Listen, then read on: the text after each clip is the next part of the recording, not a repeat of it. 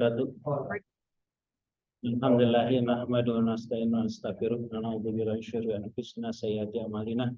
May yahdihillahu fala mudilla lahu wa may yudlil fala hadiya lahu. Asyhadu an la ilaha illallah wahdahu la syarika lahu wa asyhadu anna Muhammadan abduhu wa rasuluhu. Allahumma shalli ala Muhammad wa ala alihi. Para jamaah rahimahullah, puji syukur hadirat Allah, kita telah melaksanakan salat zuhur berjamaah sebagaimana telah dijadwalkan. Insyaallah pada Senin ini akan diadakan kajian Ramadan yang insya Allah akan berjudul 7 tempat didoakan malaikat pada saat melakukan sholat jamaah. Insya Allah kajian akan disampaikan oleh Al-Ustadz Abu Nida Fatahullah LC Hafizahullah Ta'ala. Alhamdulillah beliau telah berada bersama kita. Insya Allah untuk kajian minggu depan ada 2, dikarenakan minggu keempat kita mungkin sudah cuti bersama, jadi minggu depan tidak pada hari Senin, pada hari Selasa, insya Allah akan diisi oleh Al-Ustadz Salim Al-Muhtor dengan kajian tematik, dan pada tanggal 13-nya kajian rutin kita yang biasa kita jalani yaitu fikih ibadah dalam hal ini pada bab penyelenggaraan jenazah. Demikian untuk bersingkat waktu. Insya Allah kajian akan berlangsung sampai pada pukul 13.30. Apabila sebelum selesai ada pertanyaan nanti bisa disampaikan. Pada beliau kami persilakan. Assalamualaikum warahmatullahi wabarakatuh.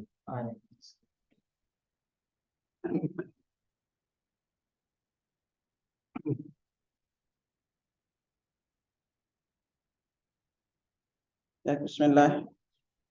Assalamualaikum warahmatullahi wabarakatuh. Waalaikumsalam. Alhamdulillah hamdan katsiran tayyiban mubarakan fihi kama yuhibbu rabbuna wa yarda. Asyhadu an la ilaha illallah wahdahu la syarika lah wa asyhadu anna Muhammadan abduhu wa rasuluhu la nabiyya ba'da. Allahumma salli wa sallim ala nabiyyina Muhammad sallallahu alaihi wasallam. Alhamdulillah Allah Subhanahu wa taala senantiasa melimpahkan nikmat kesehatan pada kita, memberikan kita kemudahan salat di awal waktu, apalagi kita lakukan dengan cara berjamaah. Semoga kemudahan yang Allah berikan kepada kita ini akan mempermudah langkah kita menuju surga kelak di hari kiamat. Ya khawatir rahimakumullah. Berbicara masalah didoakan, maka hadis-hadis sunnah Nabi sallallahu alaihi wasallam menjelaskan kepada kita ada orang yang didoakan oleh seluruh alam raya. Ada orang yang didoakan oleh Nabi, ada orang yang didoakan oleh Allah dan malaikatnya. Nah, ini pembahasan ini memang penting karena besar pahala, apalagi kalau kita didoakan oleh Nabi sallallahu alaihi wasallam. Ya. Nah, ada 20 sebenarnya orang didoakan oleh malaikatnya. Nah, terutama salah satu yang paling besar dapat doa itu adalah antum kalau kerja di rumah sakit. Ya. Antum bisa non-stop 24 jam didoain malaikat. Ya, gimana caranya? Itu. Nah, jadi kalau kita berbicara terkait dengan apa makna didoain malaikat.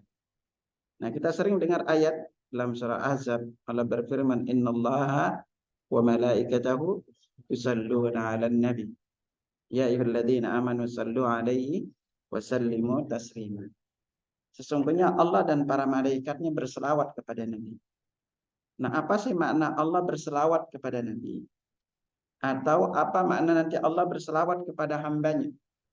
Atau apa makna malaikat yang berselawat kepada hamba? Nah, para ulama menjelaskan kalau Allah yang berselawat kepada hamba, maka maknanya Allah menyebut nama hamba itu di sisi para malaikatnya. Allah memuliakannya dan Allah juga mensucikan hamba tersebut. Nah, tetapi kalau malaikat yang mendoakannya, maka maknanya adalah malaikat berdoa untuk hamba tersebut sekaligus memohonkan ampun untuknya. Jadi yang mendoakan antum itu bukan ustadz, bukan kiai, tapi malaikat. Nah, kalau malaikat yang berdoa, maka konsekuensi besarnya adalah doanya itu adalah doa yang makbul. Itu. Nah, ikhwatal iman rahimakumullah. Berbicara masalah orang-orang didoakan malaikat ini. Ini menunjukkan bahwa jika kita melakukan amalan ini, itu menunjukkan amalan ini memiliki kemuliaan dan keistimewaan tersendiri. Nah, sekali lagi kita bisa 24 jam didoakan malaikat. Gimana caranya? Ada dua cara yang bisa kita lakukan. Cara yang pertama adalah kita bisa tidur dalam keadaan berwudu. Jadi setiap kali antum tidur wudu itu kita didoakan sepanjang malam oleh malaikat. Dan itu Nabi Shallallahu Alaihi Wasallam bersabda, "Da'wat tahiru hajilasa taharakumullah." Sucikan tubuh-tubuh kalian, semoga Allah mensucikan kalian. Fa innahu laisa min 'abdin yabitu tahira.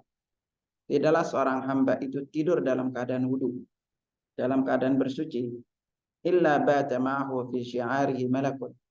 Melainkan di pakaian yang dia gunakan tidur itu ada seorang malaikat. La yanqalibu sa'atan minal lail. Tidaklah dia membolak-balikkan tubuhnya di malam hari. Illa qal, melainkan malaikat itu berdoa, Allahumma ighfir li 'abdika fa innahu bata tahira. Ya Allah, ampuni hambamu karena dia tidur dalam keadaan wudu. Jadi ketika kita tidur itu 5, 6 jam, 8 jam kita tidur, itu catatan amal kita itu kosong melompong. Tidak ada catatan apa-apa. Karena ketika kita tidur ini mau ngelakuin apa aja itu tidak catat sebagai sebuah dosa. Maka Nabi Shallallahu Alaihi Wasallam bersabda, "Rufi'al qalamu an thalatha." Catatan para malaikat, catatan pena malaikat itu diangkat dari 3 golongan manusia. Yang tersebut adalah an-naim hatta yastayqidh, orang yang tidur sampai dia terbangun. Nah, karena ini kosong, nah kalau kita tidur wudu, maka di sana akan tercatat permohonan ampun malaikat untuk kita. Jadi apa doa malaikat? Allahumma ighfir li 'abdika fa innahu bata tahira. Ya Allah, ampuni hambamu karena dia tidur dalam keadaan berwudu. Jadi kita sepanjang malam dimohonin ampun. Nah, lalu kedua, yang dengannya kita bisa dari pagi sampai sore didoain malaikat. Amalannya apa? Yaitu menjenguk orang sakit. Ya. Nah, makanya antum nih kalau kita lihat coba keutamaan menjenguk orang sakit ini. Saking luar biasanya keutamaannya. Nabi Shallallahu Alaihi Wasallam bersabda dari beberapa hadisnya, "Ma min muslimin ya'udu musliman maridan ghudwatan." Tidaklah seorang muslim itu menjenguk muslim yang lainnya yang sakit di pagi hari. Illa salla alaihi sab'una alfa malakin hatta yumsiya. Melainkan 70.000 malaikat berdoa untuknya sampai dengan sore hari. Wa in adahu asyiyatan, kalau dia menjenguknya itu di sore hari, illa salla alaihi sab'una alfa malakin hatta yusbiha. Melainkan 70.000 malaikat berdoa untuknya sampai dengan pagi hari. Wa kana lahu harifun fil jannah, dan dia itu memiliki sebidang kebun di surga. Nah, antum sekarang apa yang harus antum lakuin? Pagi-pagi kalau masuk kantor jenguk dulu orang yang sakit. Ya jenguk aja tuh pasien siapa yang sakit. Ada yang nginep kan? Nah, udah jenguk aja. Tanya kabarnya sambil doain. Dan ingat, selain kita didoain malaikat, ya, bagi yang jenguk dari pagi sampai sore hari ini, apapun kalimat yang antum ucapkan di dekat orang yang sakit itu diaminin malaikat. Makanya ada orang yang doanya diaminin malaikat. Salah satunya adalah apa yang kita ucapkan di dekat orang yang sakit atau orang yang sedang ketika kita bertaziah. Makanya Nabi Shallallahu Alaihi Wasallam bersabda, "Idza hadartumul marid awil mayyit faqulu khaira." Kalau kalian itu menjenguk orang sakit atau bertakziah, faqulu khairan. Ucapkan yang baik-baik saja. Fa innal malaikata yu'minuna ala ma taqulun. Karena para malaikat itu mengaminkan apa yang kalian ucapkan. Jadi apapun itu ucapin itu diaminin. Artinya apa? Antum kalau mau doanya diaminin malaikat, berdoa aja dekat yang sakit. Tapi ucapan yang baik-baik gitu. Jangan mentang-mentang temannya, sakit apa lu? Sakit ini. Kemarin teman saya sakit gitu meninggal dunia. Ya. Nah, antum ucapin, antum angkat tangan berdoa, ya Allah sembuhkan dia. Gitu. Berikan dia kesehatan, berikan dia agar dia mudah beribadah. Antum doain aja yang baik-baik untuk dia. Atau antum sambil antum berdoa juga, Itu ya. Yang belum punya jodoh, banyak yang belum nikah ini. Banyak. Gitu. Angkat tangan tuh setiap ini itu kan, berdoa agar antum dapat jodoh tuh kan. Gitu kan. Ya. Nah, kalau antum udah sering berdoa itu diaminin antum oleh malaikat. Ya, nah ini enaknya ya antum itu. Udah jenguk aja setiap pagi mau antum masuk jenguk dulu yang sakit. Saya lo aja siapa yang antum sakit, doain aja, kita doain juga dianjurin gitu kan. Boleh kita doain. Nanti sebelum pulang, itu kan kalau pagi tuh, dari pagi sampai sore berada di malaikat. Nanti pas mau pulang jenguk juga orang sakit. Jenguk dia, baru antum pulang. Itu berarti antum setiap hari 24 didoain malaikat. Gitu. Nah, ya, setiap hari. Itu. Apa? Antum dimohonkan ampun dan didoakan dimohonkan ampun oleh malaikat. Subhanallah. Ini barokahnya kalau kita jenguk orang sakit. Jenguk orang sakit sebenarnya ibadah besar di sisi Allah, banyak keutamaan. Selain antum didoain oleh 70.000 malaikat, antum juga memiliki sebidang kebun di sorga. Juga akan Nabi katakan idza darrajulu akhul muslimu masya fi khirafatil jannah, itu hatta yajlis. Jadi orang itu kalau jenguk orang yang sakit, jenguk saudara yang sakit, dia itu berjalan di taman-taman surga yang penuh buah sampai dia duduk. Ya. Fa idza jalasa qamatur rahmah, kalau dia duduk itu maka dia dinaungi oleh rahmat, diliputi oleh rahmat. Ya kalau dia jenguk di pagi hari, sekali lagi didoain oleh 70.000 malaikat sampai sore. Kalau sore sampai dengan pagi harinya. Nah ini, bahkan dengan kita menjenguk orang sakit itu akhi, kita Nabi katakan mana ada mariyatan auzara akhir lahu fillah, barang siapa yang menjenguk orang sakit atau mengunjungi saudaranya seiman karena Allah, nadahu munadin, maka penyuruh menyeru, antibtah, hidupmu baik, wa thaba mamsyaka, langkahmu juga baik, wa tabawwa'ta minal jannati manzilan, dan engkau sudah membangun sebuah rumah di surga. Jadi memang menjenguk orang sakit itu ibadah besar di sisi Allah Subhanahu wa taala. Apalagi antum melayaninya, sabar terhadap keluhan-keluhannya. Ini juga ibadah besar juga di sisi Allah. Ya. Itu. Makanya kita bisa beribadah lewat memberikan saudara kita yang sakit itu kesabaran. Ya. Itu. Apalagi antum bisa nasihatin dia. Yang pertama nih, apalagi kalau mereka yang stroke atau lainnya gitu kan. Maka langkah pertama yang harus kita suruh mereka itu adalah mereka itu harus terima takdir ini. Jangan dia tambah stres gitu kan. Tambah stres makin masalah lagi.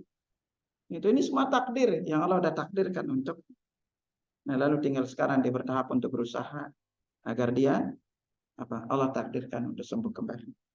Nah, ini apa tadi maksudnya. Jadi kita masuk di pembahasan dari 20 tempat didoakan malaikat. Tadi 3-nya ya. Jenguk orang sakit, lalu berdoa di dekat orang sakit, lalu tidur dalam keadaan berwudu. Lalu apa lagi? Nah, 7-nya itu dikasih untuk orang yang sholat jamaah. Nah, ini makanya luar biasanya kalau kita sholat berjamaah. Dari 200 lebih kebaikan yang kita dapatkan di dalam sholat jamaah, salah satunya itu adalah yaitu didoakan malaikat. Bahkan Nabi juga mendoakan. Ya, kita akan singgung beberapa tempat kita didoakan malaikat agar menjadi semangat bagi kita untuk senantiasa salat di awal waktu. Nah, tempat pertama kita didoain malaikat adalah al-muqtu fil musalla, yaitu berdiam di tempat salat atau musalla atau masjid. Ya, gitu. Nah, berdiam ini maka dia ada 4 tingkatan. Ya. Yang pertama al-martabatul ula. Tingkatan yang pertama adalah anta'tiya mubakkiran litusalli nafilah, yaitu kita berangkat lebih awal. Itu ke masjid, kita datang lebih awal. Ke tempat salat untuk bisa salat sunnah. Ya.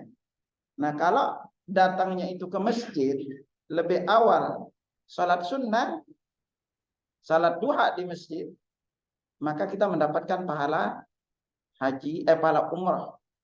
Ya. Kalau kita berangkat ke masjid untuk salat duha. Dan singgung kan sekali. Ya. Lalu apa yang dilakukan adalah tema rajisu litantidarul fardhah. Kemudian duduk untuk menunggu salat wajib. Jadi dia duduk dulu untuk tunggu salat wajibnya. Nah, artinya sebelum adzan dia udah datang ke tempat salat. Lalu dia duduk menunggu salat. Nah, selama antum duduk menunggu salat ini, maka kita dimohonkan ampun oleh malaikat. Nah, Nabi sallallahu alaihi wasallam bersabda, "La yazalu ahadukum fi salatin ma dama yantaziruha." Salah seorang di antara kalian itu dicatat seperti orang yang sedang salat selama dia menunggu salat. Jadi makanya antum kalau ke masjid atau ke tempat salat, setiap ke tempat salat itu usahakan wudhu dulu. Jadi kalau kita wudhu lalu duduk nunggu salat, maka selama duduk nunggu salat itu dicatat salat. Kalau antum batal, wudhu lagi. Karena kalau batal, maka catatannya berhenti. Tapi kalau kita dalam keadaan wudhu, kita dicatat sebagai orang salat. Yang kedua, didoain malaikat. Nabi lanjutkan, wala tazalul malaikatu tusalli ala ahadikum ma dama fil masjid. Nah, salah seorang di antara kalian itu senantiasa didoakan oleh malaikat selama dia berada di masjid. Apa doa malaikat? Allahumma ighfir lahu. Ya Allah, ampunilah dia. Allah marhamhu. Ya Allah, rahmatilah dia. Ma lam yuhdith. Selama dia tidak batal. Jadi kalau Imam Tirmidzi, Ibnu Majah dan Syekh Al-Albani rahimahullah dalam Sahih Sunan At-Tirmidzi. Ini. Nah, di sini dijelaskan apa fal hadits itu yahuttu 'ala at-tabkir ila al-masjid tusalli min an-nawafil ma syi'ta thumma tajlis tantadir salat al-fardhah. Jadi hadis ini merupakan dorongan untuk kita bersegera ke masjid. Ya, baik untuk melakukan salat sunnah terlebih dahulu, kemudian duduk menunggu salat. Ya. Nah, artinya selama kita duduk menunggu salat ini, maka kita didoakan oleh malaikat. Dan salah satu di antara keutamaan bersegera ke masjid juga adalah bersegera ke tempat salat itu adalah salah satu ibadah besar juga di sisi Allah. Sampai Nabi sallallahu alaihi wasallam bersabda, "Law ya'lamuna ma fit tahjir lastabaqu ilaihi." Seandainya manusia itu tahu besarnya pahala dalam bersegera menuju tempat salat, maka mereka itu pasti akan berlomba-lomba. Nah, ini. Makanya kita bersegera menuju tempat salat untuk salat wajib itu. Maka ini adalah salah satu ibadah besar di sisi Allah Subhanahu wa taala. Karena selama antum duduk nunggu ini, selain itu didoakan oleh malaikat. Nah, ini ya. Nah, itu posisi pertama. Lalu posisi kedua kita didoain malaikat kapan? Yaitu anta jadi sekalilan ba'dal fardhah.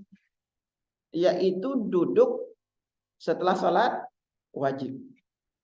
Makanya kita dianjurkan jangan langsung kabur selesai salat wajib. Ya duduk dulu sebentar. Dalam rangka apa? Kita berzikir dulu. Karena itu Nabi sallallahu alaihi wasallam bersabda dalam hadis riwayat Abu Hurairah, riwayat Imam Ahmad, Al-Bukhari, Muslim, Tirmidzi, Nasai, Abu Daud, al-malaikatu tusalli ala ahadikum ma dama fi musallahu alladhi shalla fi. Jadi malaikat senantiasa berdoa untuk salah seorang di antara kalian selama dia berada di tempat salatnya. Ya. Jadi selama antum selesai salat, selama di sana tuh. Selama antum berada di tempat salatnya. Ya. Apa doanya? Malam yuhdith. Selalu syaratnya adalah selama dia tidak batal. Apa ada malaikat takul? Malaikat berdoa, Allah maghfir lahu, Allah marham. Ya Allah, sayang ampunilah dia. Ya Allah, sayangilah dia. Ini selama antum duduk menapa setelah salat. Makanya kita duduk menunggu salat ini juga adalah setelah salat ini kita sempatkan diri berzikir. Bacalah zikir-zikir, terutama salah satu zikir yang besar pahalanya ya. Bisa antum usahakan untuk baca. Yaitu selama ini kan kita membaca tasbih subhanallah sebanyak 33. Alhamdulillah 33. Allahu akbar 33. Lalu tutup dengan bacaan la ilaha illallah Wahdahu la syarikalah, lahul mulku wa lahul hamdu wa huwa ala kulli syai'. Apa keutamaannya? Dosanya diampuni walaupun sebanyak buih di lautan. Ya, ini lain pada nggak tahu apa. Ya, itu dosanya akan dinampakkan kepada lahu. Dunubu walau kanat mithla zabadil bahr. Dosanya diampuni walaupun sebanyak buih di laut. Dia kalau Muslim dari Abu Hurairah radhiyallahu anhu. Nah, membaca tasbih tahmid takbir ini ada 7 model sebenarnya. Cuma selama ini kita kenal cuma 1 model. Yang paling besar pahalanya antum gabungin 3-tiganya. Yaitu subhanallah, walhamdulillah, wallahu akbar. Subhanallah, walhamdulillah, wallahu akbar. Ini kalau digabungin 3-tiganya, dibaca sebanyak 33 kali, itu pahalanya setara dengan haji, umrah, jihad, sedekah. Jadi kalau Imam Muslim, Bukhari dan Muslim, bahkan hadis ini muttafaqun alaih. Disepakati kesahihan Bukhari dan Muslim dari Abu Hurairah radhiyallahu anhu. Jadi antum bisa gabungin. Subhanallah, walhamdulillah, wallahu akbar. Bacanya berapa kali? 33. Atau antum yang 4-nya tuh. Subhanallah, walhamdulillah, wala ilaha illallah, wallahu akbar. Dibaca sebanyak 25 kali. Ya, 25 kali totalnya dibaca. Ya. Gitu. Nah, kalau ada kalimat la ilaha, tapi tidak memiliki keutamaan khusus. Nah, kalau antum lagi malas pakai yang 10-10-10. Subhanallah 10, alhamdulillah 10, Allahu akbar 10. Atau subhanallah 11, alhamdulillah 11, Allahu akbar 11. Nah, ini dari beberapa variasi. Nah, makanya ini selama kita duduk nunggu salat, ya, atau kita duduk setelah salat. Selama itu. Nah, selama kita duduk, kita berzikir, maka selama itu kita didoain oleh malaikat. Nah, lalu tingkatan yang ketiga menunggu ini. Sama juga kita dan malaikat yaitu liman arada mazidan min at-tawabi wa du'a wal istighfar min al-malaikati bi ayyajlisa ba'da as-salati muntaziran faridatan ukhra. Kalau kepingin dapat tambahan pahala untuk doa malaikat dan permohonan ampunnya, maka hendaklah kita duduk menunggu satu salat ke salat berikutnya. Nah, ini rata-rata kebanyakan bisa kita lakukan antara maghrib ke isya. Nah, kalau antum duduk menunggu salat ke salat berikutnya, ini juga ibadah besar. Ya, di antara beberapa keutamaannya itu yang sampai kepada kita riwayatnya dari Nabi Sallallahu Alaihi Wasallam.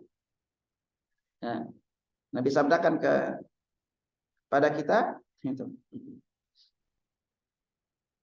Selain kita didoakan tadi oleh malaikat, ini termasuk bentuk ribat di jalan Allah. Nabi Sallallahu Alaihi Wasallam bersabda, "Wantizar salati ba'da salat," menunggu satu salat ke salat berikutnya, fadzalikum ribat, fadzalikum ribat, fadzalikum ribat. Itu sama dengan ribat. Apa itu ribat? Yaitu berjaga di wilayah perbatasan musuh yang akan di wilayah perbatasan kaum muslim yang akan diserang musuh. Nah, apa keistimewaan ribat ini jemaah sekalian? Maka di antaranya itu menghapus dosa kita dan juga meninggikan derajat kita. Makanya Nabi Sallallahu Alaihi Wasallam pernah bersabda, "Ala adullukum ala ma yamhullahu bil khataya wa yarfa'u bihi darajat." Maka kalian aku tunjukkan kepada sebuah amalan yang dengannya Allah menghapus kesalahan-kesalahan kalian dan meninggikan beberapa derajat kalian. Nah, maka Nabi sahabat mengatakan, qalu bala ya Rasulullah. Mau wahai Rasulullah. Qal, lalu Nabi tunjukkan amalannya apa? Yang pertama itu isbagul wudu alal makari. Menyempurnakan wudu di waktu yang tidak disenangi. Nah, kapan waktu yang tidak disenangi? Yaitu dikala sakit maupun dikala dingin yang menusuk. Kalau dingin yang menusuk sih kita nggak ketemu, ya. Jarang kita ketemu. Lalu apa? Wa katratul khuta ilal masajid. Memperbanyak langkah kaki ke masjid. Lalu berikutnya wantizar salati ba'da salat. Menunggu satu salat ke salat berikutnya. Fadzalikum ribat, fadzalikum ribat, fadzalikum ribat. Itu pahalanya sama dengan ribat di jalan Allah. Nah, apa lagi keistimewaan ribat ini? Nabi tegaskan kepada kita, kullu mayyitin yuqtamu ala amalihi illal murabit. Setiap mayit itu maka amalnya itu ditutup, berhenti bersamaan dengan dia meninggal. Illal murabit, kecuali orang yang ribat. Fa innahu yanmu lahu amalu ila yaumil qiyamah. Maka amalannya itu terus dikembangbiakkan sampai hari kiamat. Wa yu'manu min fatanil qabr, dan dia selamat dari pertanyaan dua malaikat. Nah, dalam hadis lain Nabi katakan, ribatu yaumin wa lailatin khairun min siyami syahrin wa qiyamah. Beribat sehari semalam itu lebih baik dibanding puasa dan sholat malam selama setahun. Selama sebulan. Wa in mata, kalau dia meninggal dunia, jara ali amalul ladzi kana ya'malu. Pahala amalnya itu terus mengalir. Wa ujri alai rizqu, rezekinya terus diberikan kepadanya. Wa minal fatan, diselamatkan dari pertanyaan dua malaikat. Nah, bahkan Allah itu bangga dengan amalannya seorang hamba yang duduk menunggu satu salat berikut. Dijelaskan satu hari diriwayatkan dari Abdullah bin Amr radhiyallahu anhu maqala sallaina ma'a Rasulillah sallallahu maghrib. Kami salat maghrib bersama Rasulullah SAW. Para jamaah raja waqaba menaqaba. Yang pulang, yang diam duduk menunggu salat berikutnya diam di masjid. Gitu. Ya. Selama beberapa pagi Rasulullah SAW musri'an, lalu Nabi datang itu tergesa-gesa. Kada hafasun nafs, sambil napas beliau agak terengah-engah. Itu. Lalu waqad khasara ala rukbatayhi. Itu. Lalu selendang beliau itu sampai jatuh gitu. Lalu beliau bersabda, absyiru, kabar gembira bagi kalian. Hadza rabbukum qad fataha baban min abwabis sama yubahi bikumul malaikah. Ini Tuhan kalian telah membuka pintu di antara pintu surga. Dia membanggakan kalian di hadapan para malaikatnya. Ya. Lalu Allah berfirman, "Unzuru ila ibadi." Lihatlah kepada para hambaku. Qad qadaw faridatan wa yantaziruna al-ukhra. Mereka sudah selesai salat namun menunggu salat berikutnya. Jadi duduknya antum antara maghrib ke isya dalam rangka duduk menunggu salat, ini termasuk perbuatan yang dibanggakan di hadapan para malaikat. Oleh Allah sendiri yang membanggakan kita. Ya, karena kita mau duduk menunggu salat ke salat berikutnya. Nah itu ya. Ini lalu di antara posisi berikutnya apa? Yaitu kita duduk dari selesai salat subuh sampai dengan matahari terbit. Jelaskan liman arada mazidan min at-tawabi wal du'a wal istighfar min al-malaika bi jalsa ba'da salat al-fajr fi musallahu bi yadhkurullah ta'ala hatta tul syamsu qaida rumhin faksibu fawqa ma sabaqa thawab umrah wa hajj. Ya, jadi kalau dia udah lakukan itu lalu dia duduk berzikir kepada Allah sampai dengan matahari terbit setinggi tombak, kemudian dia salat sebanyak 2 rakaat, maka dia mendapatkan pahala haji dan umrah. Nah, inilah yang Nabi sallallahu alaihi wasallam sabdakan diriwayatkan dari Anas bin Malik, "Man shallal ghadata fi jamaah." Siapa saja yang salat subuh secara berjamaah. Ini syarat pertama itu adalah salat subuh berjamaah. Selesai itu apa? Maka yadhkurullah hatta tatlu syams. Kemudian duduk berzikir kepada Allah sampai dengan matahari terbit. Ini antum duduknya itu zikir, bukan sambil tidur. Itu, apalagi sambil main HP gitu. Ya, pokoknya antum kuncinya itu duduk zikir. Sampai kapan? Hatta tatlu syams. Sampai dengan matahari terbit. Nah, lalu ketika sudah setinggi tombak, tsumma shalla rakaatain. Kemudian dia salat sebanyak 2 rakaat. Apa keutamaannya? Kanat lahu ka'ajri hajjatin wa umrah. Yaitu mendapatkan pahala haji dan umrah. Tammatin yang sempurna. Nah, ini luar biasa. Gitu. Nah, ini ya. Dari sini aja kita udah 3 kali didoain oleh malaikat. Dari kita duduk sebelum salat. Lalu duduknya itu setelah salat. Lalu duduk menunggu satu salat ke salat berikut. Ya. Itu. Nah, ini. Nah, lalu apa yang berikutnya orang itu didoain malaikat, yaitu orang yang berada di saf pertama. Ya. Ini keistimewaan akhi. kalau kita berada di saf pertama ini ada beberapa keistimewaannya. Yang pertama itu jelas kita juga didoain malaikat. Apakah saf pertama aja?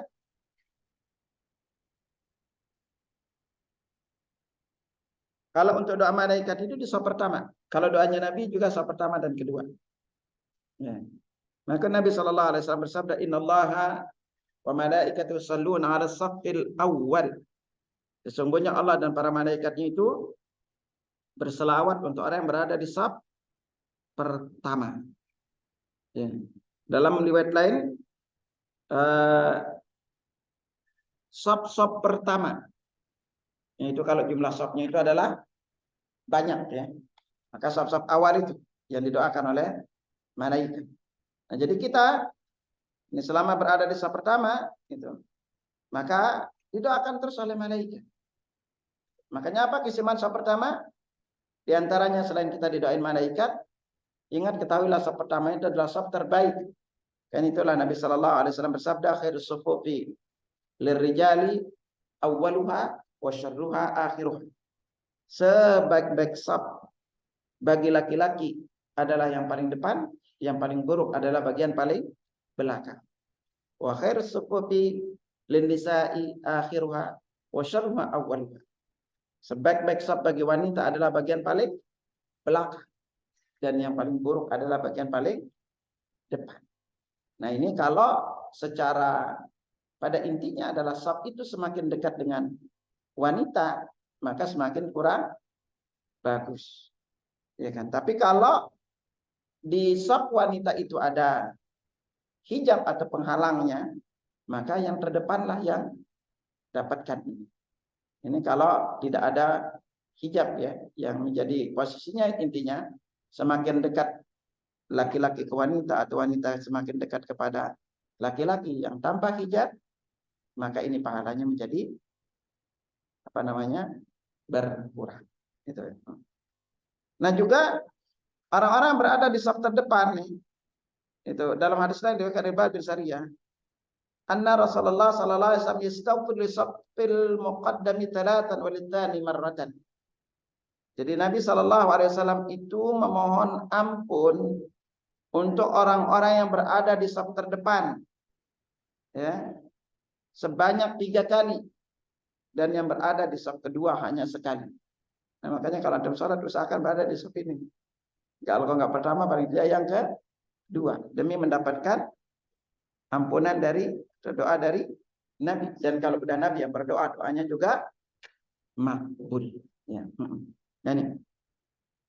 Nah, di saf terdepan ini termasuk di antara hal yang kita juga disuruh untuk berlomba-lomba.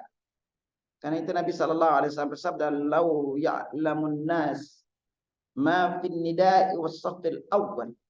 Seandainya manusia itu tahu besarnya pahala dalam panggilan azan dan saf pertama, "Tsumma lam yajidu illa ayastahimu alaihi lastamu." Dan mereka tidak mendapatkannya kecuali dengan cara diundi, pasti mereka itu mau untuk diundi. Ya, walau ya'lamuna ma fit tahjir katanya.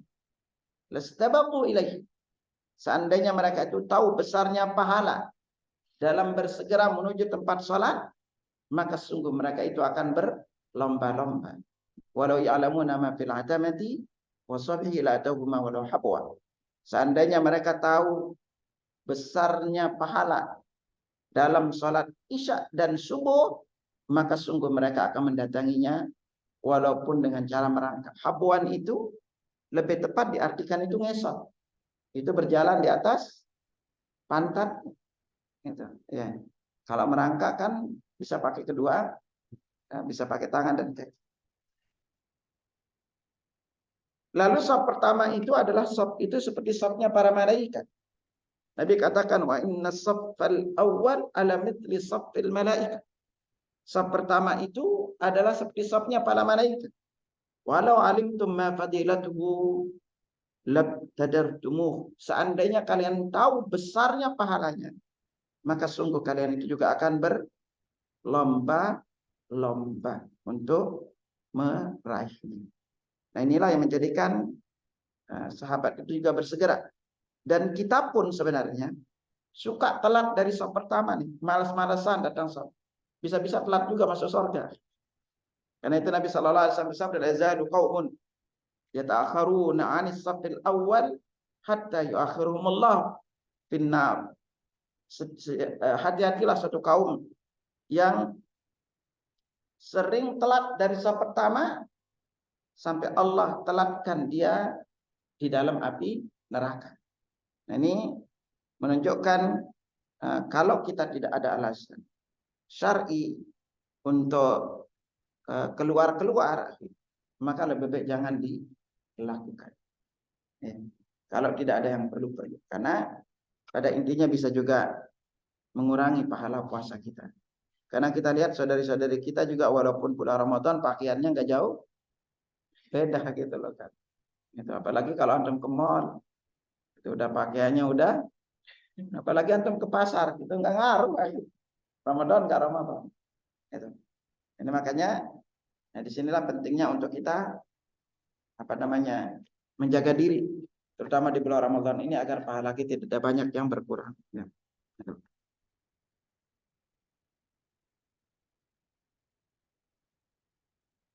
Lalu berikutnya siapa yang didoain oleh malaikat, yaitu saddul furaji bisalah, yaitu menutup celah saf yang renggang di saat salat. Jadi menutup celah saf ini ibadah besar di sisi Allah. Yang pertama itu sekali lagi tadi bahwa dia itu didoakan oleh malaikat kalau kita menyambung saf kita. Makanya Nabi sallallahu alaihi wasallam bersabda dalam riwayat Aisyah radhiyallahu anha, Nabi sallallahu alaihi wasallam qala, Nabi sallallahu alaihi wasallam bersabda, "Innallaha wa malaikatahu yusholluna 'alal ladzina yasiluna as-suf." Sesungguhnya Allah dan para malaikatnya itu berselawat untuk orang yang menyambung saf. Makanya kata purja itu celah di antara dua kaki. Lebih lanjut Nabi katakan, "Man sadda purjatan," barang siapa yang menutup celah saf yang renggang, rafa'allahu biha darajat, Allah angkat derajatnya. Dalam riwayat lain, wa bana lahu baitan fil jannah, Allah bangunkan baginya sebuah rumah di surga. Hanya nempelin dikit, deketin.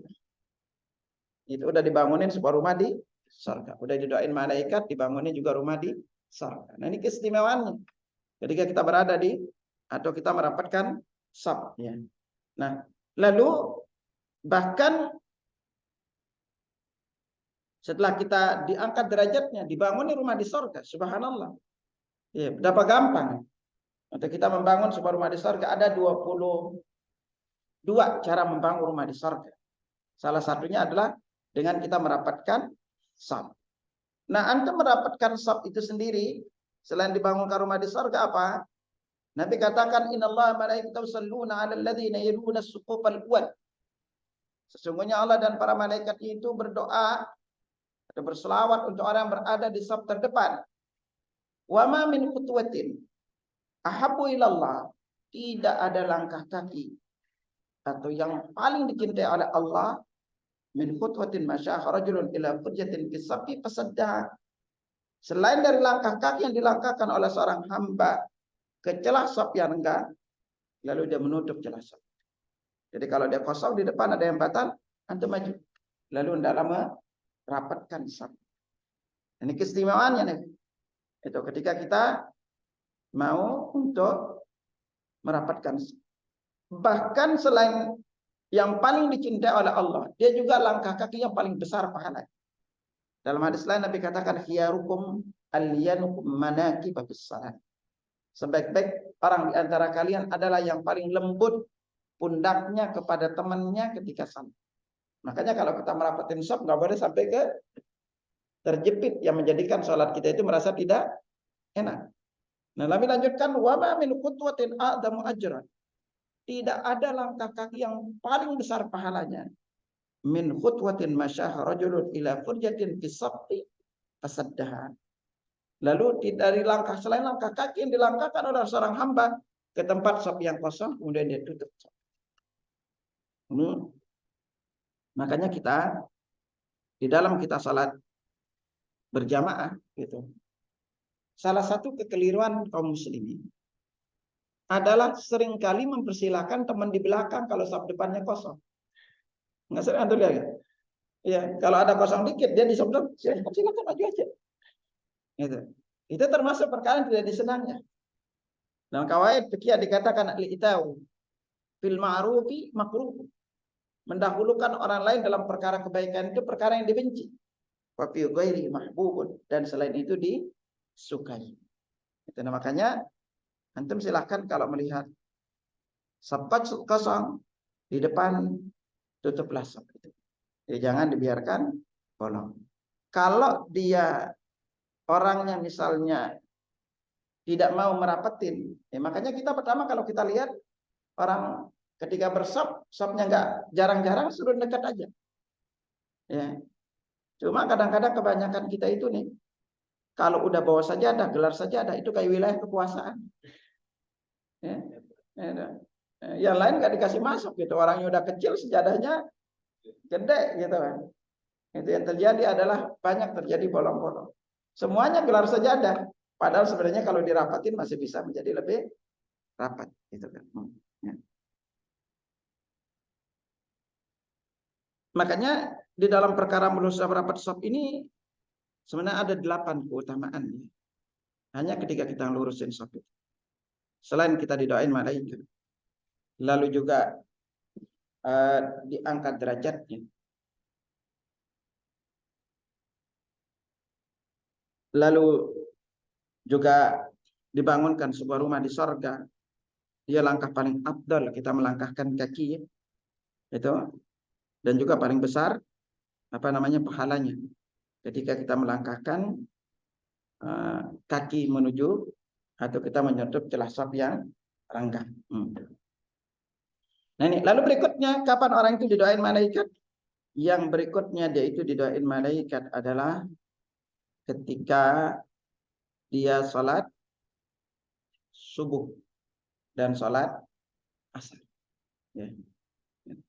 Karena itu Nabi Shallallahu Alaihi Wasallam bersabda, "Yata'aqabu nabikum malaikatun bil lail wa malaikatun bin nahar wa yatamuna fi salatil fajri wa salatil asr." Jadi malaikat siang dan malaikat malam silih berganti mendatangi kalian. Ya. Thumma ya'rujul ladzina batu fikum fasalum rabbuhum wa alamu bihi. Kemudian orang yang menjaga kalian di malam hari naik bertemu dengan Allah. Wa alam, sementara Allah lebih mengetahui keadaannya. Maka dia ditanya oleh Allah, "Kaifa taraktum ibadi?" Gimana kalian itu meninggalkan hamba? Fayaqulun, mereka lalu menjawab, "Taraknahum wa hum yusallun wa atainahum." Kami tinggalkan dia. Dia lagi salat. Jadi malaikat yang menjaga antum di malam hari itu nanti akan naik di waktu subuh. Dan ketika dia naik di waktu subuh ini, kalau antum sedang salat di awal waktu, maka malaikat berarti naik lalu berkata, ditanya oleh Allah, "Gimana kalian meninggalkan hambaku?" Maka malaikat itu menjawab, "Kami tinggalin dia sedang salat." Nanti ketika asar, ketika salat asar, malaikat yang ini datang lagi. Dan ketika antum salat asar, dia saksikan antum salat asar, maka mereka berkata, "Kami tinggalkan dia. Dia lagi salat dan kami datang. Dia juga lagi salat." Maka apa ada mereka? Allah maghfirhum yaumaddin. Ya Allah, ampuni mereka kelak di hari pembalasan. Jadi subuh dan asar ini juga ibadah salat yang luar biasa pahalanya. Di antara keutamaan berikutnya apa? Itu salat subuh dan asar. Ini adalah penyebab kita diharamkan masuk ke dalam api neraka. Karena itu Nabi Shallallahu Alaihi Wasallam bersabda, "La yurijan nar hadun shalla qabla tulu'i syamsi wa qabla ghurubiha." Tidak akan masuk neraka orang yang salat sebelum matahari terbit dan sebelum matahari terbenam. Jadi enggak akan masuk neraka. Dalam hadis Nabi katakan, "Man salal bardain dakhalal jannah." Siapa saja yang salat bardain. Apa arti bardan? Itu 2 waktu dingin. Kapan itu? Subuh dan asar. Pasti masuk surga. Nah, ini. Siapa yang salat 2 waktu dingin, pasti dia itu masuk surga. Bahkan ketika kita salat subuh dan asar, ini adalah penyebab kita kalau melihat Allah di hadapan di hari kiamat. Karena itu Nabi Sallallahu Alaihi Wasallam bersabda, suatu hari beliau duduk di malam bulan purnama. Lalu beliau menunjuk ke arah bulan. Beliau bersabda, innakum satarawna rabbakum kama tarawna hadzal qamar. Kalian itu nanti akan melihat Rabb kalian itu persis seperti kalian melihat bulan purnama ini. Ya. Besarnya seperti apa Allah alam kita tidak tahu. Ya. Itu. Lalu Nabi katakan apa? Itu. Fa in istata'tum alla tughlabu ala salati qabla tulu'i syamsi wa qabla ghurubiha faf'al. Kalau bisa kalian tidak meninggalkan salat sebelum matahari terbit dan sebelum matahari terbenam, maka lakukan. Berarti adalah salat subuh dan salat asar. Nah, makanya salat subuh ini pun Nabi sabdakan kepada kita, utamanya rakaat al-fajri khairun minad dunya wa ma fiha. 2 rakaat sebelum salat subuh itu lebih baik daripada dunia dan seisi. Bayangkan dunia seisinya aja lebih baik, apalagi terkait dengan salat sunnah apa wajib. Makanya orang yang salat subuh berjamaah juga berada dalam jaminan perlindungan Allah. Ya. Nabi katakan man shalla salat subhi fa huwa fi dhimmatillah. Barang siapa yang salat subuh, maka dia berada dalam jaminan perlindungan Allah. Ya. Kalau antum salat subuh dan isya berjamaah, maka antum dicatat pahala salat malam semalam suntuk. Karena itu Nabi Sallallahu Alaihi Wasallam bersabda, man shallal isya fi jamaah. Siapa saja yang salat isya berjamaah, faka'annama qama nisfal lail. Pahalanya itu seperti dia salat malam setengah malam. Wa man shalla subha fi jamaah, dan barang siapa yang salat subuh juga secara berjamaah, faka'annama shallal laila kullah. Pahalanya itu seperti dia salat malam sepanjang malam. Dan kita dimudahkan di bulan Ramadan ini untuk salat isya dan subuh secara berjamaah. Nah, lalu siapa lagi yang didoakan oleh malaikat? Yaitu orang yang mengucapkan amin bersama imam. Ya. Ketika dia salat jamaah. Maka Nabi Sallallahu Alaihi Wasallam bersabda, "Idza qala al-imamu ghairil maghdubi 'alaihim waladdallin faqulu amin." Apabila imam membaca ghairil maghdubi 'alaihim waladdallin faqulu amin. Jadi kita dianjurkan sunahnya baca amin. Apa keistimewanya? Faman wafaqa qauluhu qaulal malaikah. Siapa saja yang ucapan aminnya bersamaan dengan ucapan aminnya malaikat yang ada di langit, ghufralaku taqaddama min dzambi, maka dosa-dosa yang dulu diampuni. Dalam hadis lain Nabi tegaskan itu, idza qala al-imamu ghairil maghdubi 'alaihim waladdallin amin.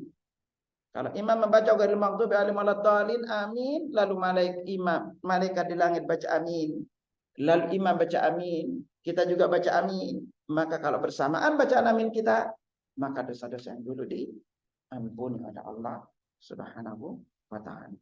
Ini jamaah sekalian, bahwa ketika kita mengamalkan amalan ini, yaitu kita menunggu salat sebelumnya, lalu duduk setelah salat, atau duduk menunggu satu salat berikutnya, atau dari selesai subuh sampai dengan matahari terbit, maka ini diantara amal-amal yang dengannya Allah Subhanahu wa taala itu memudahkan malaikat untuk mendoakan kita. Nah, karena itu bersyukurlah ikhwatal iman untuk melakukan amal-amalan ini. Karena kalau kita udah banyak melakukan amalan-amalan ini, itu pertama menunjukkan kita punya keistimewaan. Yang kedua, ingat malaikat ini nanti di antara malaikat rahmat yang akan datang kepada kita di detik-detik sakaratul maut. Yang Allah firmankan kepada kita, innal ladzina qalu rabbuna Allah. Orang yang berkata Tuhan kami adalah Allah, tsumastaqamu, kemudian mereka istiqamah, tatanazzalu alaihimul malaikat. Malaikat itu turun kepada mereka. Apa kata malaikat? Allah takhafu wa la tahzan. Jangan takut, jangan sedih. Wa absyiru bil jannati allati kuntum ta'malun. Kabar gembira bagi kalian karena surga yang dijanjikan untuk kalian. Kenapa malaikat mengatakan jangan takut, jangan sedih? Ikhwatal iman, setiap orang yang mau meninggal dunia itu kata Allah, fa basarukal yawma hadid. Pandangan mata ini tajam. Jadi malaikat yang datang mencabut nyawa itu kita lihat. Pandangan kita dibukain oleh Allah, pandangan mata kita ini. Akhirnya kita lihat tempat kita di neraka. Kita takut. Tapi malaikat menghibur, jangan takut. Wala tahzanu, jangan sedih. Kenapa jangan sedih bilangnya? Setiap yang meninggal dunia digambarin anaknya itu akan jadi yatim. Istrinya akan jadi janda, hartanya akan dibagi. Dia sedih apa yang akan terjadi berikutnya. Maka lalu malaikat berkata, nahnu awliya'ukum fil hayati dunya wa fil akhirah. Kami akan menjadi penolong-penolongmu selama hidup di dunia dan selama di akhirat. Ya. Jadi maka kalau orang itu soleh, Allah akan jaga keturunan itu sampai dengan 7 generasi. Setelah itu dia meninggal dunia dalam keadaan tersenyum. Nah inilah di antara beberapa poin yang iman tempat kita didoakan oleh malaikat ketika kita salat berjamaah. Selain tadi itu juga antum tidur dalam keadaan wudu. Lalu ketika kita menjenguk orang sakit atau ketika kita bertakziah, maka ucapkanlah yang baik-baik di dekat orang-orang apa yang sakit sehingga nanti dengannya kita didoakan oleh malaikat. Wallahu a'lam bishawab. Mungkin antum ada yang nanya, silakan. Atau menanya masalah puasa atau lain, silakan. Ada? Pertanyaan dari Assalamualaikum Ustaz, barakallahu fiikum atas materinya. Izin bertanya, bagaimana cara melatih diri untuk membiasakan wudhu sebelum tidur? Karena terkadang sering buang angin, terutama ketika hendak tidur. Jazakallahu khairan. Ya, bismillah. Memang salah satu masalah terutama bagi ibu-ibu itu sering kentut. Ya kan? Itu udah wudhu, mau tidur kentut. Gitu. Apakah wudhu lagi? Wudhu lagi. Ya kan? Itu kalau kentut terus gimana? Ya itu berarti udah masalah, udah uzur gitu kan. Gitu. Nah, cara paling aman adalah ingat bersamaan dengan usia. Bersamaan dengan usia kita itu usus itu kan jadi kotor. Nah, makanya bersihkanlah usus dulu. Ya, kalau usus dibersihin, insya Allah tidak terlalu sering terjadi kentut. Ya, kalau antum udah bersihin usus. Coba aja dibersihin ususnya dulu, sehingga nanti tidak kentut, tidak sering kentut. Yang kedua berdoalah, itu agar Allah tidak mudahin sering kentut. Karena bagaimanapun kalau udah usia itu memang sering kentut. Itu apalagi ibu-ibu, gitu. Ya, paling tidak kalau kita, karena kenapa kentut itu sering terjadi karena gas kita juga tinggi. Usus ini makanya kalau udah lama dengan berbagai macam kerak-kerak yang menempel di dinding-dinding usus itu, maka efeknya apa? Kulit kita jadi kelihatan lebih kusam. Itu sebenarnya ya usia itu berjalan ya karena memang itu dinding usus kita udah banyak yang kotor. Maka bersihkanlah biar gasnya itu berkurang. Semoga dengan itu Allah memudahkan senantiasa berwudu. Itu wallah. Ustaz, ada satu lagi. Ustaz, yang kedua, bagaimana melatih diri apabila kita tadi Ustaz bilang mendatangi masjid terlebih dahulu, Ustaz. Bagaimana melatih diri khawatir ada sifat ria di dalam diri kita, bagaimana untuk mencegah? Ya kalau ke masjid itu antum nggak usah pikirin orang. Karena kita kepingin datang lebih awal. Karena kalau antum datang lebih awal itu pahalanya yang banyak. Niatin untuk ngambil pahalanya. Ya bayang kalau antum datang lebih awal. Satu, bisa salat duha. Kalau belum duha. Bisa tahiyatul masjid. Ya, lalu bisa baca Quran. Nanti bisa qabliyahnya juga. Ya kan? Itu. Jadi kita bisa juga dapat saf pertama. Untuk bisa dapat saf pertama rata-rata kita datang di awal. Tapi banyak juga masjid atau telat tetap aja dapat saf pertama gitu. Gitu. Nah, kalau jumlahnya banyak jamaahnya ya memang perlu perjuangan gitu. Jadi makanya itulah keistimewaan orang yang datang lebih awal. Makanya seberapa senantiasa salat di awal waktu. Nanti itu berbanding lurus seberapa bersegera kita masuk surga. Kalau antum salat suka bilang tar masuk surganya tar. Enak banget, udah sering telat sholat, jarang baca Quran, jarang ta'lim, pingin awal-awal masuk surga, emang punya kenalan di dalam. Nah makanya kita melihat pahalanya itu menjadikan kita jadi lebih bersemangat untuk menunggu sholat di awal waktu. Ya, gitu. Allah alam. Bertanya. Assalamualaikum warahmatullahi wabarakatuh. Tadi Ustaz membahas kita harus menjemput teman kita biar maksudnya biar dapat doa pengampunan dan Ya. bagaimana kalau hukumnya kalau kita menjenguk teman kita yang kafir atau beda agama, itu yang pertama.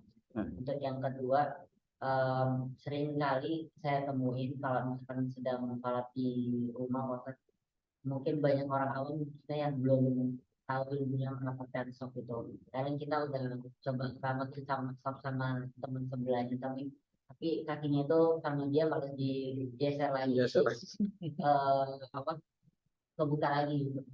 Itu gimana kira-kira tanggapan Pak? Terima kasih. Ya bismillah, masalah sop ini kadang-kadang memang jadi dilema sendiri di masyarakat kita. Yang mereka itu nggak ngerti keutamaan. Maka inilah bedanya yang kita yang berilmu dengan tidak. Apalagi banyak bapak-bapak kita ini udah puluhan tahun sholat. Sopnya jarang-jarang. Akhirnya antum datang anak muda, tahu-tahu apa? Itu pas mau rapatin sop ditoleh antum gitu. Gitu. Nah makanya disinilah peran kita sebenarnya untuk edukasi dulu. Bahwa masyarakat itu banyak nggak ngerti. Gitu. Kalau namanya sop rapat itu pahalanya besar itu nggak ngerti. Gitu. Maka disinilah pentingnya itu berilmu sebelum beramal. Kalau kita sudah suruh dia mendekat nggak mau, jangan dipaksa. Antum juga nggak boleh kakinya terlalu lebar. Itu loh kan. Nanti kaki antum dikejar-kejar diinjak ya. Gitu loh. Itu loh kan ya. Itu ya sekarang kita nggak bisa pungkiri kadang-kadang. Kalau mereka yang udah ikut taklim kan gampang toh. Mereka sadar karena tahu. Kita soalnya sering kali imam pokoknya hampir rata-rata imam bilang lurus rapat kaki. Tapi kebanyakan nggak ngerti. Taunya rapat sama istri aja. Itu pada nggak ngerti gitu loh. Gitu ya, namanya rapat itu seperti apa itu nggak ngerti. Nah ini memang pentingnya namanya kita mengasih edukasi dulu ke masyarakat agar mereka nanti jangan sampai ini anak muda kita aja udah puluhan tahun sholat gak gini-gini amat gitu kan rapatnya gitu kan gitu.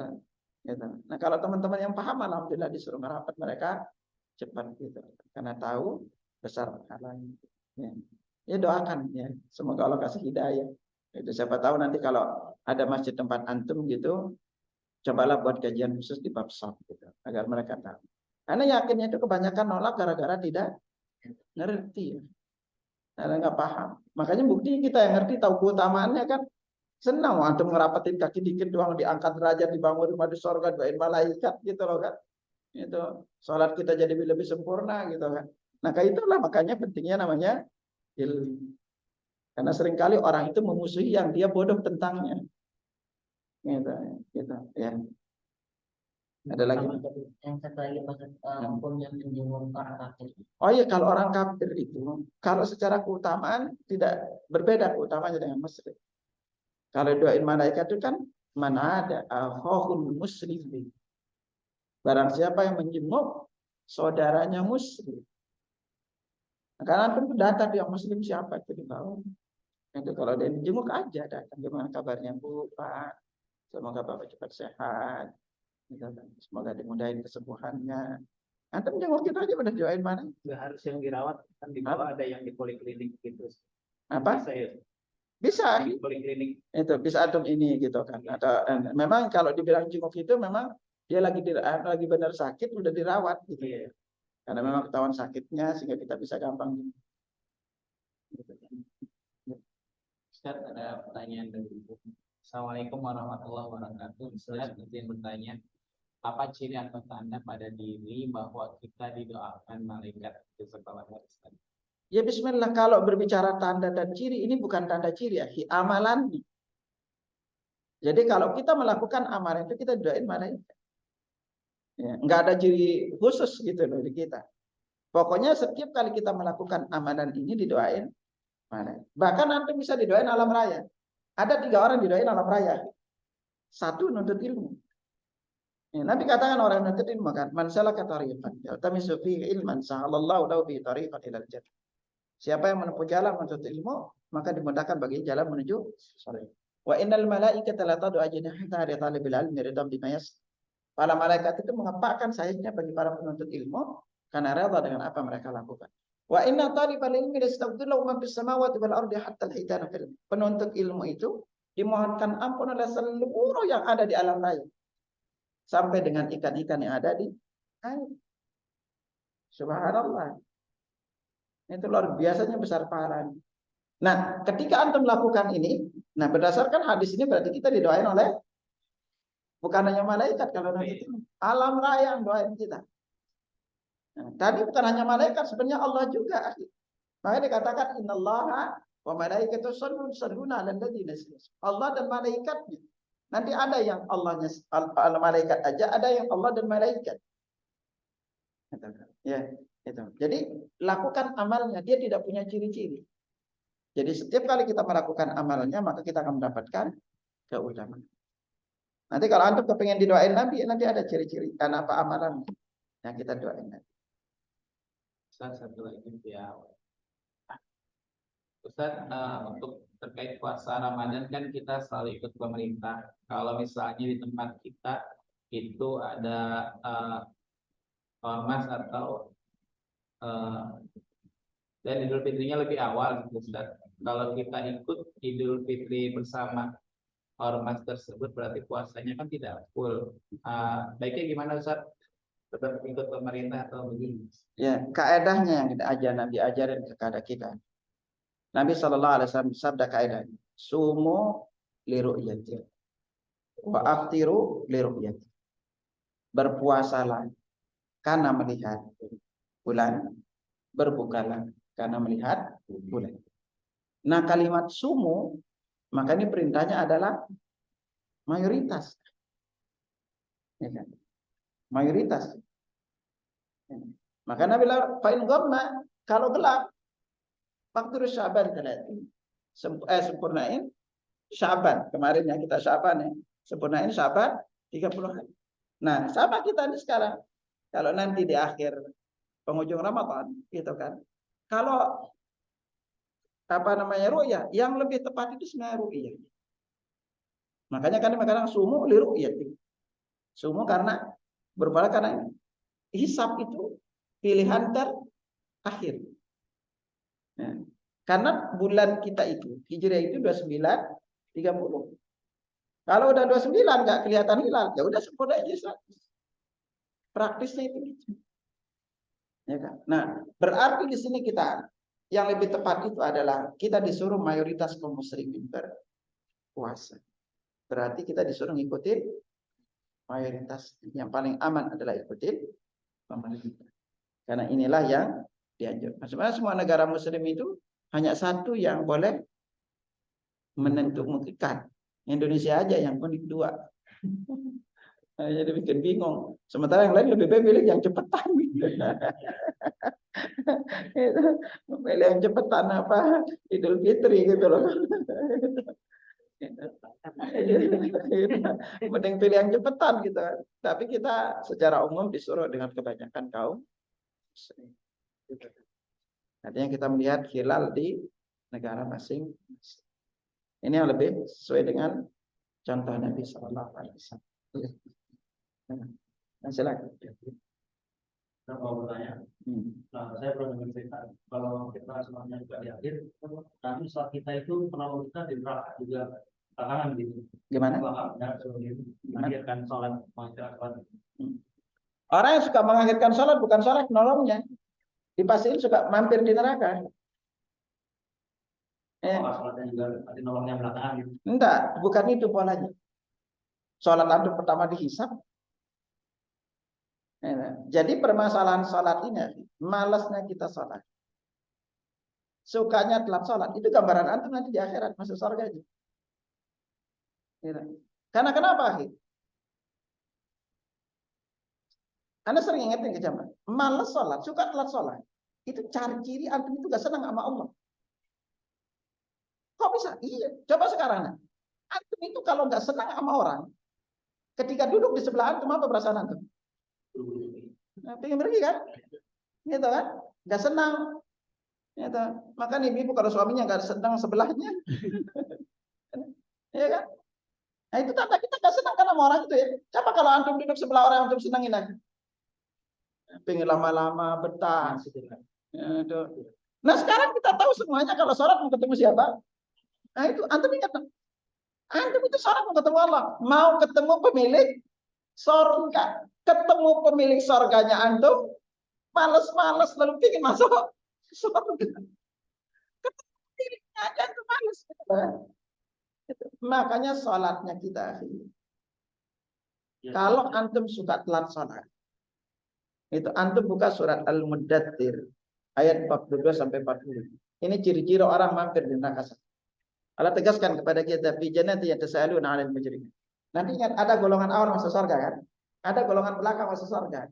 Ama yang awal masuk surga ditanya, "Masalah hukum kisah? Kenapa kamu masuk neraka safar?" Jawaban pertamanya, qalu lam nakum minal musallin.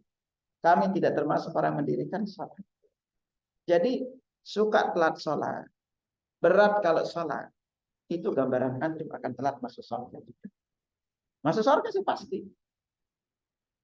Gitu loh kan. Setiap muslim pasti akan masuk surga. Selama dia meninggal tidak dalam keadaan berbuat syirik, dipastikan akan masuk surga. Ya soalnya kasusnya di kakak saya gitu, jadi dia tangan kerja semacam. Nah ini trik-triknya kalau nggak tahu beliau ini gimana? Biasanya seperti itu, orang itu kurang gitu. Nah, kalau kita yang memberitahu kadang-kadang belum tentu mau dengar. Iya. Ya antum banyak-banyak doa. Ya agar dia dapat hidayah. Itu nuntut ilmu. Makanya tanda antum itu akan dimudahkan jalan menuju surga, dimudahkan untuk ilmu. Ya kan? Kalau antum jarang hadir ke majelis taklim, itu tanda antum salah jalan ke surga. Karena gimana antum akan tahu kewajiban-kewajiban itu kalau antum enggak nuntut ilmu? Makanya ketika antum dikasih hidayah oleh Allah, dikasih nuntut ilmu dulu. Oh, antum jadi tahu kewajiban antum. Jadi tahu keutamaan-keutamaannya. Ya kan? Coba antum akhir. Coba aja. Kalau sopnya itu, sop pertama dikasih warna merah. Sop kedua warna biru. Kira-kira orang pilih sop mana makan? Oh, di depan semuanya. Itu lumayan 5 kali sehari gitu loh. Gitu. 5 cepet dapatnya di sehari gitu. Orang akan antum orang bagi sembako aja pada rebutan gitu loh kan. Kenapa semua? Karena kita itulah bahaya kebodohan. Kalau orang itu bodoh, seringkali yang nampak yang dia semangat dapetin. Sekarang gini, antum nih, pimpinan bilang, anak buah, itu para karyawan yang mau pindah 100 meter kantor, saya kasih gaji 27 kali lipat. Pada mau? Jangankan 100 meter suruh 5 kilo deh, tapi gaji naik 27 kali lipat. Gitu. Enggak ada yang enggak mau. Kalau ada yang enggak mau, kira-kira apa? Antum ditawarin deh gitu di pimpinan gitu kan. Tapi lalu Allah bilang, "Hai hambaku, pindah tempat sholat dari rumahmu ke masjid, aku kasih pahala 27 kali lipat." Tertarik enggak? Karena nggak nampak. Karena akhirat ini bicara masalah iman. Apa jadinya nanti antum setiap sholat lihat di catatan amal antum, 1, udah sholatnya enggak khusyuk, enggak sesuai contoh Nabi lagi. Ya. Kalau antum berjamaah paling tidak dicatat 27, walaupun sholat kita tidak sempurna karena kita ngikutin. Antum kalau tahu keutamaan sholat jamaah, subhanallah, luar biasa. Makanya di As-Salam itu selesai Ramadan, Anda ngupas tema itu 20 langkah melipat gandakan pahala sholat jamaah. Antum kalau udah tahu ini, antum itu akan ada yang dilakukan akan menyesal. Karena kita tahu keutamaan dari setiap bagian-bagian itu. Itu kan. Nah itulah bedanya. Makanya setiap kali antum bersemangat beramal saleh, itu pasti karena ilmu dulu. Allah kasih kita hidayah lewat itu. Ya kan? Ketika antum tahu, antum jadi semangat. Kebodohan itu menjadikan kita malas beramal saleh. Ya, kecuali kalau ada tipe dunianya baru semangat. Ya kan? Gitu. Ya, wallahu a'lam. Baik, itu dulu. Ada lagi? Izin bertanya Ustadz, kalau amalan yang dilakukan tapi tidak merubah perilaku seseorang menjadi lebih baik, apakah amalannya tidak diterima oleh Allah? Pertama kita lihat amalan ini apa dulu. Ya, karena di dalam beramal kuncinya adalah beramal aja dulu. Oh, ada orang sholat atau berjilbab nih, berjilbab tapi belum baik gitu kan. Jangan salahkan jilbab. Berjilbab. Siapa tahu dengan berjilbab itu dia akan semakin baik. Ya. Kalau jangan sampai itu dia sholat tapi masih bohong. Jangan alasan itu gitu. Karena sholat ini adalah kewajiban. Bohongnya itu adalah dosa lagi gitu. Jangan double dosa gitu. Udah bohong nggak sholat lagi gitu kan. Ini dosa antum ini gitu loh. Mending ketika antum sholat mungkin nanti kan kita dianjurin ketika melakukan sebuah dosa tutup dengan kebaikan. Ya siapa tahu nanti dengan dia sering sholat itu lalu Allah jadikan itu menjadi lebih baik. Pola pikirnya itu gitu. Maka jangan sampai gara-gara dia tidak baik lalu nggak sholat itu juga nggak baik. Dosanya lebih gede lagi gitu loh. Nah, semoga Allah Subhanahu Wa Taala dengan kita melakukan kebaikan itu Allah ubah kita, menjadikan kita lebih baik karena sholat bisa mencegah perbuatan keji dan mungkar juga. Dengan itu kita melakukan sambil terus kita berdoa memperbaiki diri kita. Semoga dengan kita dapat hidayah itu Allah terangi kita dengan cahaya iman, lalu memperkenalkan kita bahwa ini dosa, ini kebaikan, sehingga dengan itu Allah memudahkan kita untuk meninggalkannya. Baik, itu dulu dari Ana. Demikian subhanakallahumma wa bihamdika asyhadu an la ilaha illa anta astaghfiruka wa atubu ilaik. Assalamualaikum warahmatullahi wabarakatuh. Waalaikumsalam.